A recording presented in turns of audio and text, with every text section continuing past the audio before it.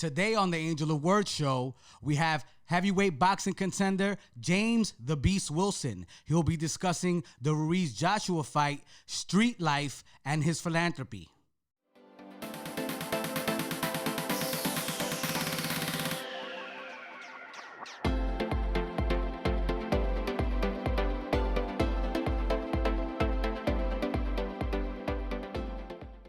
Welcome, everybody. Today, I'm here with a person all the way from Los Angeles, California, heavyweight contender, James "The Beast" Wilson. Yeah. Welcome to the show, James. Thank you very much. How's that weather treating you, brother? I know it's a little cold out here, man. Hey, just a little nip, you know what I'm saying? Nothing too crazy. Hey, man, not for nothing, though. Right. I got some ladies up in Washington Heights that may want to make you feel a little warm if you're interested later, man. Listen, I can use a little rub down, you know what I'm saying? You know what I mean? Yeah. You let me know, man. I'll make a call, you know? First and foremost, I want to talk about what happened out there in Daria. It kind of irritates me when I hear, professional people say that I didn't train hard for this fight. Right. You know, your thoughts on that as a competitor? How do you feel when you hear, a counterpart say something like that? I mean, it's disheartening. Like, a lot of people, us as fighters, want to be in that position.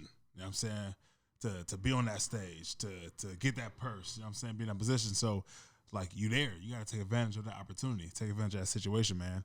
You can't go into no fight taking anything lightly. You know what I mean? It should be no less than 150%. Even if you just won, you know what I'm saying? That don't mean it's going to be the same outcome. You know what I'm saying? You still That's a fact. Yeah. And we saw it wasn't the same outcome. Yeah, no, it was a totally different fight. Joshua decided to box. Ruiz decided to, eat a box of chicken. I don't know what happened there. And I'm disappointed, man. Because when you see, the underdog overachieve, you want him to keep that same hunger. And, it's not easy, man. Like, how do you keep your hunger? To be completely honest with you, man. It's because I know it's not easy. No, it's not, man. But, I got a different mindset. I'm never complacent. I'm never satisfied. And then at the end of the day, I got 3 little boys that's looking up to me, man. And I got to perform. You know what I mean? I got to put food on the table. I got to make sure their future is secure. So I ain't got no time to get complacent. Now, speaking about that, you train with different people. Right. That's how non-complacent you are. Right. I would imagine the mindset behind that is that you want to learn how to adapt to different strategies in that ring, so that way you're never caught off guard. Right. Is that something that goes through your mind with the situation of having different trainers and coaches? Right. Definitely, it's all it's you make your own salad. It's salad, you got all different things in there, man. But it's what you like, what works for you. So I take little bits and pieces from a few different guys, you know what I'm saying, who's been in the game long enough and acquire a lot of knowledge, man. And I put my own salad together. You know what I mean? Because everybody got their own style, their own tweaks. So at any time I could switch my style and go to this. Oh, this guy's doing certain things, man. Against my style's not working. Boom, I could switch it. So I'm never uncomfortable in the ring per se. Now, who are you training with in New York right now? Are you currently here training? Well, I was training in D.C. Oh, okay. Before I came to New York. Okay. Yeah. Coach Small's out in D.C. and Coach K, who's actually one of the Olympic coaches. Oh, okay, boxing, perfect. So. Yeah. Oh, man, so what was that experience like? It was dope. Just very detailed. You know what I'm saying? One thing about me, I love the detail. I love people who's not just a coach, but they know how to teach. There's not a lot of teachers left. You know what I mean? That's the old school way where it's a mind. You know what I'm saying? More so than your skills, they educate the mind. So, yeah. Now, speaking of teaching, you had a rough upbringing. Yeah. We had this conversation before. Right. Could you tell our audience, some of the trials and tribulations that you suffered, on your way to the point where you're at now? Yeah, definitely. I mean, I'm a born and raised Los Angeles man, grew up in the inner city, South Central, and unfortunately, like a lot of kids who grow up in any inner city, in whatever city you in, I mean, it's a lot of times it's a single parent home. You know what I mean? It's poverty, no male role models, no figure to look up to. You know what I mean? So the streets become your model. That's who you're looking after. That's who you're looking up to. That's what you're going to model your behavior after. And that's what it was, man. And, I was homeless, sleeping on the streets, sleeping in cars, park benches, taking little bird baths in the shower at recreation parks, man. And, I had to do what I had to do. You know what I mean? Making sure my kids, not my kids, but my sister and my mother, they ate, you know what I mean, trying to provide. So, you just kind of had to grow up faster than you really wanted to. You know what I mean? Survival of the fittest. So, in and out of group homes, in and out of placements, you know what I mean? And you were arrested as well? Yeah, multiple times. And then the last time of me getting arrested, I had a decision to make. You know what I'm saying? They wanted to send me to camp or I go to placement. And if I violated my placement, I was facing up to 12 years. They would send me to YA, which is Youth Authority, prison for minors. You know what I'm saying? And the lawyer worked it out where I was able to go ahead and go to a group home. And that was one of the best things that ever happened to me. Now, James, did you get caught up in any gang activity out there while you were in the streets of Los Angeles? Were you down with any particular gangs or anything like that? That's being in LA. That's kind of the norm. You know what I'm saying? That's just part of the code of living in LA. You go make a choice of where you go be from. You know what I mean? So even if you don't want to, you know what I mean? Where you live at is usually where it's going to end up happening. So, I got into that, man, along with other people, you know what I'm saying, and my family and friends, people who's no longer here anymore. So, yeah, man, everybody don't make it out. Speaking of people that are no longer here, you also lost your brother, David, at the age of 20. Did that spark anything inside of you, man? Either negative or positive when that happened. Right. Were you in the group home? Were you living in the group home during this time when this happened to your brother? Yeah, I was 17. So I'm going into my senior year of high school. I'm in the group home. Yeah. So, I don't know exactly what's going what because I'm not on the outs. I don't have communication. You know what I'm saying? I'm locked up. You know what I mean? So I got the word and I found out what happened. And it was at that point where I had a choice to make. I had scholarships on the line. I was playing football. You know what I mean? And then this happened, and this is my only brother, my older brother. You know what I mean? Somebody who I would consider was my best friend. You know what I mean? So like, man, it's either I'm gonna ride and wet some shit up and throw my life away, or I'm gonna do what I know he would have wanted me to, which is finish high school, get that college scholarship going, and be great. You know what I mean? And I took the high road, and it wasn't tough, man. That shit was hard. And you were living in the group home while you were going to school? Yeah. All right, cool. Pretty much my whole high school years, I was in the group home. Okay. Yeah. I mean, your mother's situation wasn't easy for her, so, you had to go through that route. Right. Okay. While I was in the group home, and also because homeless. of the situations that you've been through. Right. Okay. Right. Okay. Now, you told me a very funny story, and I want to mention a man that you said was like a father figure to you, Andy Moran. Ah, yeah. And could you elaborate on how the beast came to be, if you will? That's fun. Yeah, Andy Moran. So Andy Moran is my high school head football coach. I would say this is probably one of the first male figures, you know what I mean, that I kind of gave trust to. I mean, growing up, man, I was angry. I didn't trust nobody. You know what I mean? And he just kind of like took me under his wing. Like, I see what you're going through. I know where you came from, but you have an opportunity to be great. There's a certain skill and a certain mindset that you possess, man. That's going to allow you to get out of the situation that you in. You know what I mean? And one of the things he used to always tell me, damn, James, you run the ball like you angry. 'Cause I was angry. Yeah. But he was able to help me take that and transfer that to the field, and because of that, man, I ended up getting a full ride to the ball. Well, tell us about the fumbling. You forgot that part. Oh yeah, the game that you fumbled all the time. Yeah, yeah. I remember you spoke to me about that. Hey. I love that, man. That's one of my favorite, pieces when I last spoke to you. And that was real, like, yeah. And that showed that he entrusted me. You know what I mean? Yeah. Like my first game, my first time playing high school football. I'm a running back. You know what I mean? And I fumbled the ball like 6 times in one game. You know what I mean? And the crazy thing is, most people, they get your ass on the bench, man. You ain't getting back in this game, yo. You right in the pine after that, more than likely. You know what I mean? But what he did, he kept feeding me the rock. Yeah. Kept feeding me the rock. And because of that, man, that helped that mindset of, man, you don't fucking quit. Yeah. Shit ain't gonna always go your way. You know what I mean? You ain't always get it right the first time, but you go keep fucking going. And eventually, you know what I'm saying, shit's gonna start clicking. Shit's gonna get better, you know what I mean? But yeah, for sure. That was something that I remember for the rest of my life, man. No, man, okay. Good man. Yeah. Now, you were beasting in football, but eventually you decided to get into the mixed martial arts game. Right. What kind of sparked that interest? Man, well, I wanted to do something different. I used to watch it. You know what I'm saying? And I'm not one of those people who's been boxing like, you know, since they was 4 years old. Of course, we fight in the street, but it's totally different. You know what I mean? So my mindset was, yo, I'm playing ball. I'm going to the league. I'm doing that. And it came to a point where I was like, my passion was the same. You know what I'm saying? I got picked up by Chicago Bears as a free agent. You know what I mean? They want to switch me to defense. And I was just like, you know, I want to do something different. I was like, you know what? I'm going to start fighting. And the first person that made me want to do that was me watching Kimbo. Oh, yeah. The legendary Kimbo Slice. Oh, what a monster. Yeah. I would never want to take a punch by him, man. Never in life, bro. Man. And oddly enough, man, me and him, it was talks of us fighting each other in Bellator. Yeah. Right. Really? Yeah. Oh, wow. That's crazy, but then he man. Passing Man. It was wild. Oh, man. I never forget the day. I mean, you know, I know you've seen that video where he like let somebody hook off on him and then it was lights out for him right after that. Yeah. I was like, wow. Like, what a animal! Wasn't no joke. A freak of nature for real, man. He rest in peace, man. Seriously. Sure. Now, you're doing MMA.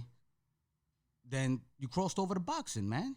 Yeah, and you know what? Even before boxing, it was to kickboxing. Kickboxing, I fought with K1 and Glory. Yeah, I don't pretty much covered every combative sport. Yeah. You like to fight, I would say. Yeah. Something's wrong, man. A little bit. It's all right. Sometimes we gotta let it out, you know. Our therapist, some therapists be like, you know, go hit the bag. You know, it is therapeutic, though. I mean, seriously speaking, man, it really is. That's real talk. That's the release. That's your outlet. Happy place. Exactly, man. You know, you're channeling that energy. Right. You know, better that than busting guns on the street and robbing people. You know what I mean? Right. Getting wrapped up. You don't want that to happen. You know what I'm saying? We getting paid for it. That's a fact. So I went from MMA, then did into professional kickboxing, and then it was like, you know what, man, I like just punching. I mean, MMA is cool, and you gotta be well rounded. You know what I'm saying? You gotta know multiple arts. And I was like, I just want to punch. You know what I'm saying? And being a heavyweight, you know, these guys want to wrestle and lay. Anybody got time for that? Let's throw these hands. Yeah. You know what I'm saying? Let's throw the hands. Yeah, that's it. You want to play by the Queen's rules, you know? Right. Throw these hands, man. I hear that, man. You know? Ain't nothing wrong with that. Yeah. So it's like, yo, it's a perfect time to go ahead and get into this heavyweight division. You know what I'm saying? It's coming back. It's on the rise. I mean, because for a while it was ran by the little guys. Yes. You know? But when you look back at the history of boxing, heavyweight boxing, that was the sight to see. Yeah, got one of those guys right behind me. You know what I'm saying? The man right there. Yeah. For real. That was the golden age, you know? Yeah, man. That's what it was. And it's like, yo, I looked at it, and nobody possesses what I possess in the heavyweight division. You know what I mean? That don't mean they're not good or they ain't got no skills, but my shit is different. You know what I mean? I bring something different. I bring something that's, you know, sort of reminiscent of that old school. You know what I mean? Yeah. These guys now, they Frankenstein. Yeah. They big, they tall, they straight up and down. Yeah. And I just bring something different, that explosiveness, that aggression, and that's I'm coming, man. It's beast mode. Yeah, that's always a big, criticism, the fact that these tall guys seem to lack mobility. Right. You know, and that's something that you do bring to the table. I remember having this conversation with you. 100%. You were like, you know, it's all about speed and power and quickness. Right. You know, something that we don't really see often nowadays in the heavyweight division. Right. Yeah, you know, speaking about the heavyweight division, and as you mentioned, getting paid, you know, you signed with Golden Boy. Right. You know, and, Golden Boy, you know, in the boxing, world is not really known for taking care of the African American athletes, getting them the right fights, and they kind of like shelve you. You know, how's it been going? Because I remember the last time we spoke, you had a hard time getting fights. You had people leaving you at the altar like a runaway bride, man. What's up with that, man? Hey, man. Well, I will say this.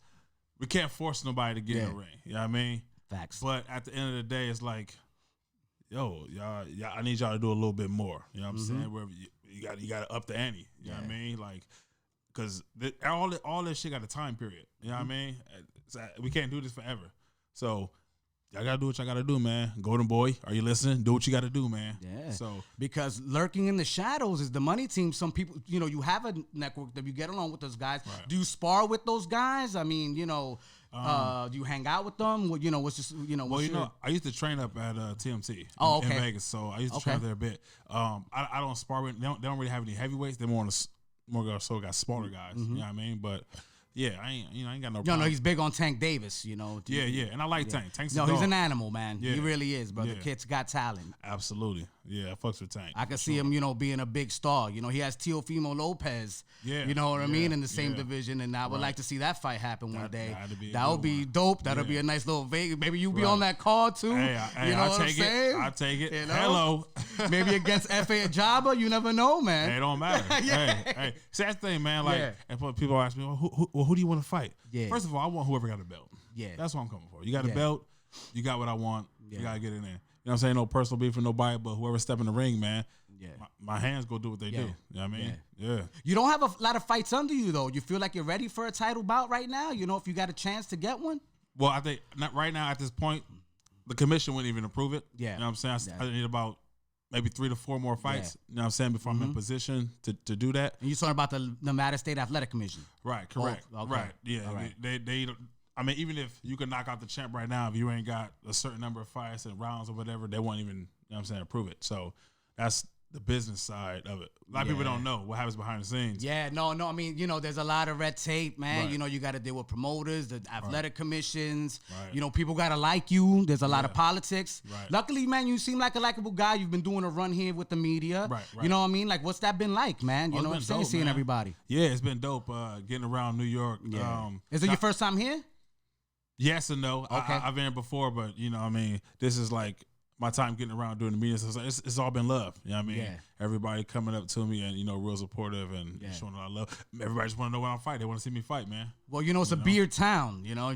You got a long ways in New York City with a beard, brother. Yeah. I have to cut mine off for the show so they can see my face, Come on, we beard gang over here, man. No, I hear you, man. I might get back with the movement. We'll see what happens, bro.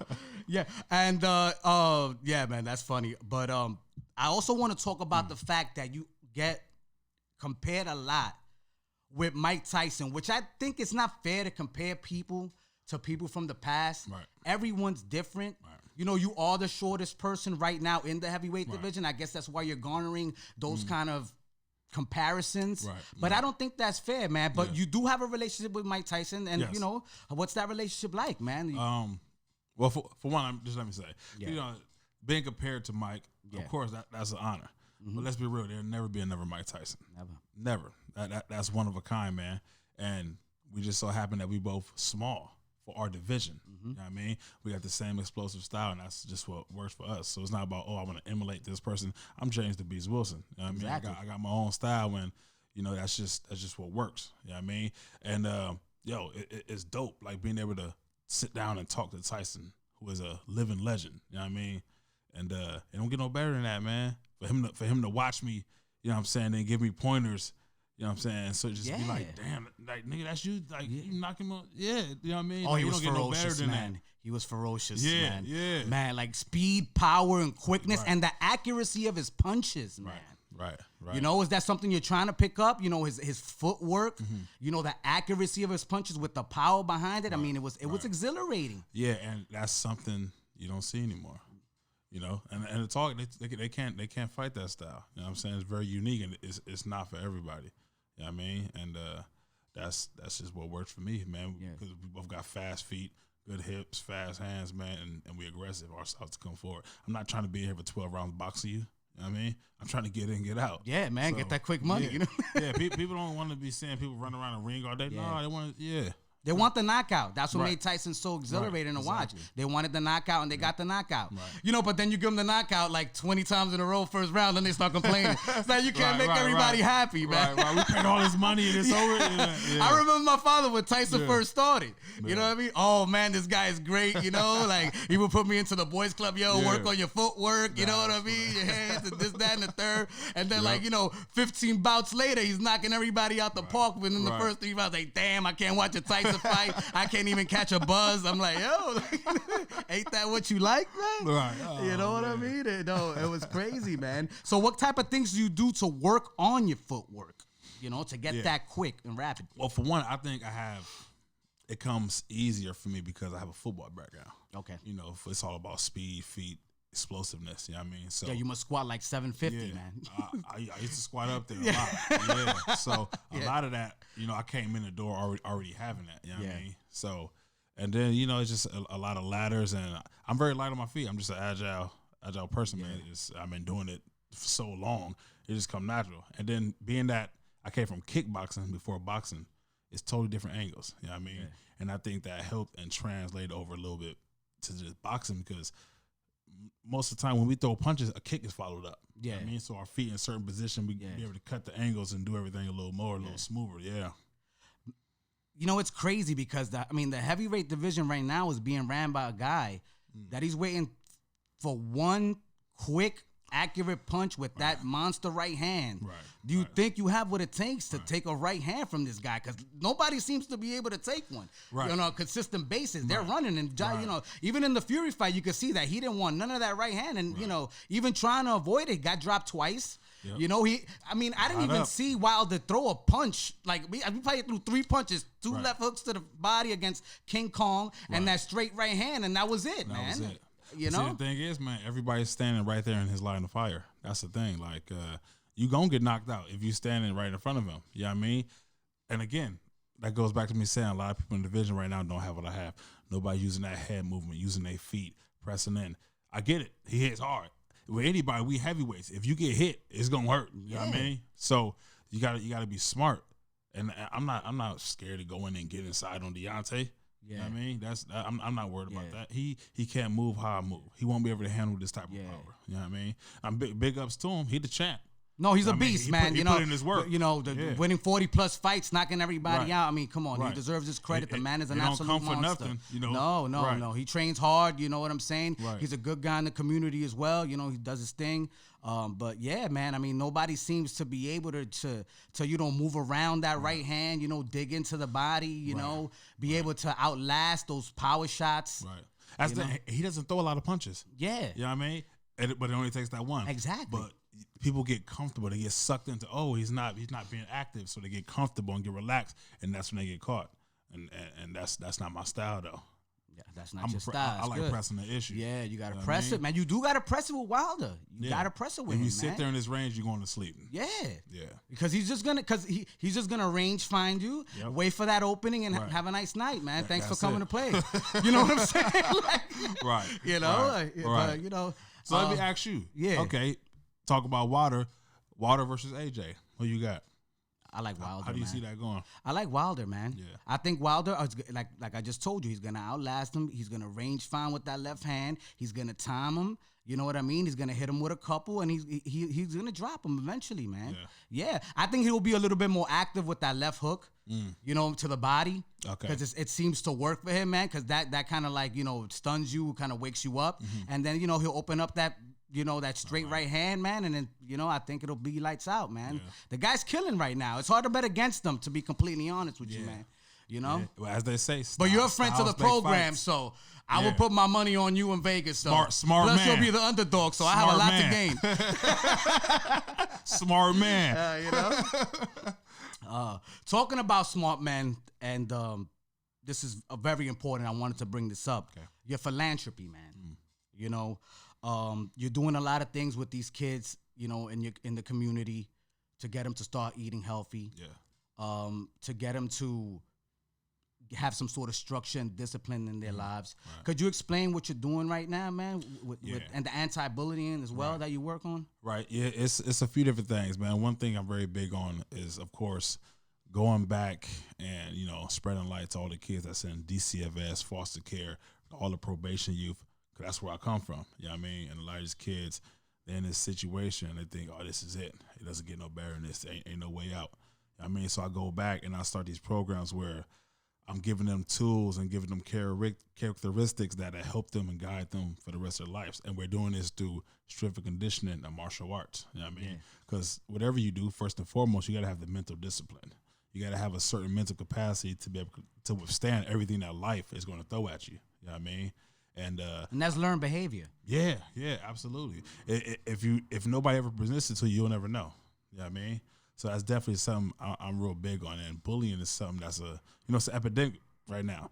Like from social media to in the schools, everywhere, man. And of course, we want to be able to prevent and use our words, but what about when it goes past that? You know what I mean? You got to be able to handle it. And words hurt, man. There's people that are more sensitive than others. That's just the way it is. Right. We live in an era that's been more tolerant in the last 10 to 15 years. Right. And, that tough skin situation, that's not something that everybody develops. Right. You know, and that's why that's great that you're helping these kids learn that, you know, you're going to have monsters out there. Right. You know, it's like Chappelle said, you know, we had bullies, so we learned how to be tough. We knew that people weren't anything good. Right. Since, you know, he didn't say those exact words. But you know what I mean? But, you know, since in school automatically. Now, you know, teaching them that, even though you ain't good, you have good in you. Right. Or if a kid is good and doesn't really respond well to the negativity, hey, you know, you got to stand your ground. You know, there's always ways to stand your ground without being, you know, aggressive or killing yourself. Because these kids are harming themselves, man. Yeah, man. It's a real shame when you see kids that's in elementary committing suicide from people picking on them. You know what I mean? And then you got kids going to school getting beat up every day, fearful, you know what I mean, to fight back. I mean, and that all starts here. Mm-hmm. This has to be built first and foremost. You know what I'm saying? And everything else go follow, man. And that's what I'm trying to go around and instill in all these kids, you know? Yeah. No, sorry. Yeah. And lastly, another big problem that we're having right now, something I'm working on, is our public school system. So, you know, if you come from the inner city, if you go to public school, that's, you know, we're less privileged per se. You know what I mean? So the food quality is pretty bad. You know what I mean? So I'm developing a special menu to take to these schools to give them more healthier options, from vegan to vegetarian. You know what I mean? Especially for our student athletes, they're expected to perform at a high level, but you can't do that when you're getting the proper nutrition. You know what I mean? It's a certain amount of intake, certain things should be going in your body. You know what I mean? You're putting out so much, you gotta be able to put it back in. So I hope to have something by, you know, early as the beginning of the year. You know what I'm saying? Me and Chef Sean V down in Atlanta. So we will come up with a dope menu that's healthy and also fun, and just try to implement and take to all these schools, man, and get it in there. Now, what do you think is a good diet for a child to have? You know, are you a calorie counter? Are you a person that, you know, this a certain amount of carbs, this certain amount of protein, you know? Right. High protein, especially for the athletes. We'll talk about the athletes. Yeah. High protein, high carb, that's your fuel. That's what your body is fueling off of. You know what I mean? You're growing every day as a kid. Every time you go to sleep, you're growing. So taking that in, man, is a necessity. You have to do it, man. And then you out here running and you're working out, and you know what I mean? They nowadays at Pop Warner level, they treating kids like college students. Yeah. So they're exerting a lot from their body. You know what I mean? So they definitely got to get that intake.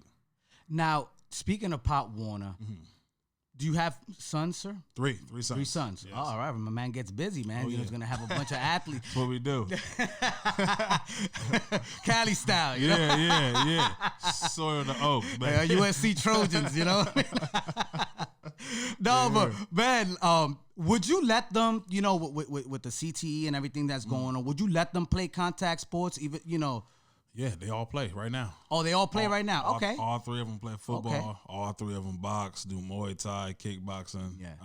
They do pretty much everything. Okay, so you're not one of those parents that's like, no, you know, I don't think, you know, even though I did it, it's not a good idea for my children to do it. No, they going to make their own decision. I'm going to put everything in front of them, and y'all go taste a bit of everything. Now, whatever you want to stay with, you know what I'm saying, you'll have the skills. You'll be equipped with the necessary skills to go ahead and do that and be successful at it. And, you know, the fact that you're a father, James, how vital do you think it is for a young man and a young woman to have a father figure in their life? Yeah, it's very important, man. I think it's pretty critical.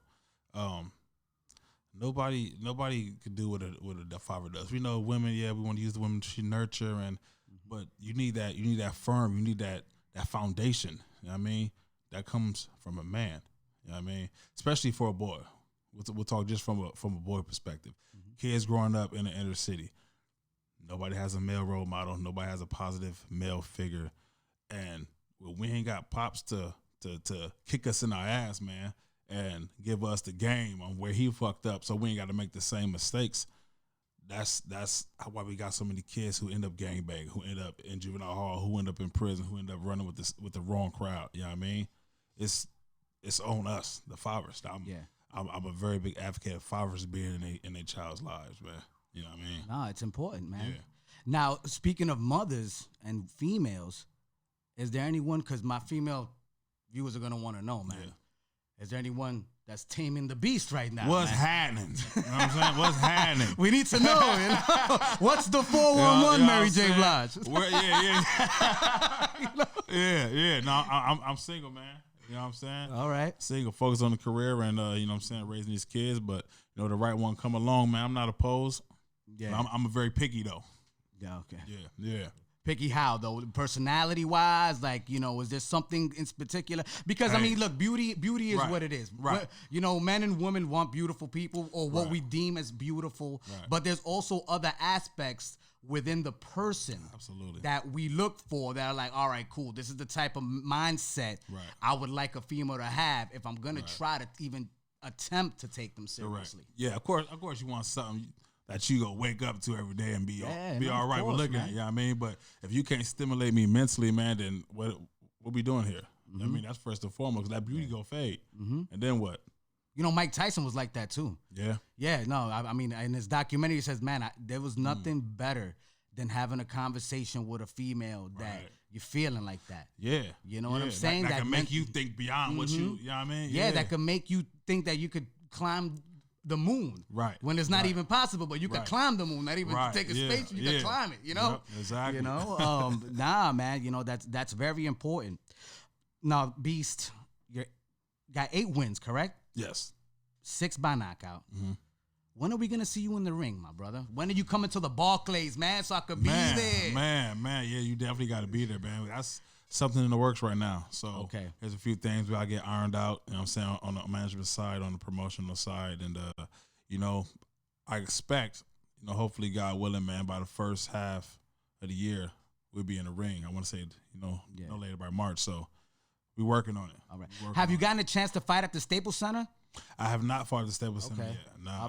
Dude, when you get there, you know that crowd is going to be raucous, man. Yeah. Bro, like, I can't wait to see that fight, man. Like, honestly, like, and I really pray that you get there, man, because your vibe is dope. You know what I mean? Now, you're a dope human being, man. You're doing a lot of great things in the community, man. You're spreading out good gospel, you know, and to see a man from the Los Angeles community at the Staples Center on the card, man. You getting goosebumps, man? I can see it already. Yeah, I can see it too, I know man. it's going to happen. Yeah. You know what I mean? Yeah, man, a second, a third, or first round knockout. Oh, man. And it's going to be bananas. It's going to be bananas. And trust me, you know, as they say, you got to trust your process, man. Exactly. You got to trust the process. And I would like to thank you, sir, for joining us today on the Angel of Word show. Like I said, I really look forward to seeing you at the Barclays Center because it's closer to me. Even though I got the fam out in Cali, I would take a flight. They're waiting for me out in Inglewood. Not gonna lie, You know, my cousins are local. Ain't gonna say nothing about that. We'll keep it on the low.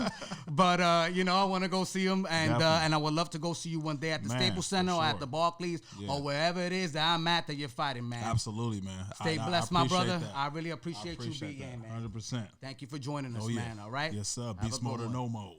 No mode, beast mode. Shit. Out. Today we met with a heavyweight boxing contender who is not only doing his thing in the ring, but doing his thing in the community.